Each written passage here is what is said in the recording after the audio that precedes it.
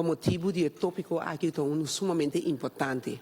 E tem outro aspecto e nós sabemos, especialmente, senhor presidente, para realmente nós puta cabeça junto como parlamentário não, e com o governo para assim nós podemos atender o problema aqui de uma maneira que nós escapa a vida de gente e também a quantidade de acidentes que nós temos para dia. É motivo que nós pedimos para, no caso aqui, contrário na outra biana, nós pedimos ministro de ensinança, nós pedimos ministro de salubridade também, nós pedimos isso aqui é um promê.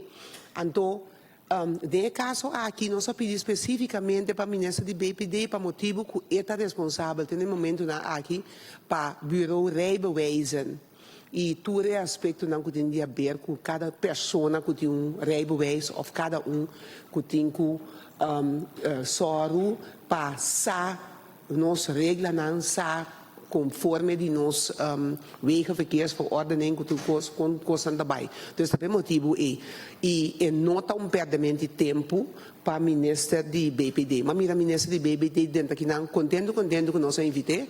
Dus me quero pedir para e queda para nós poder dizer também com esse aspecto aqui.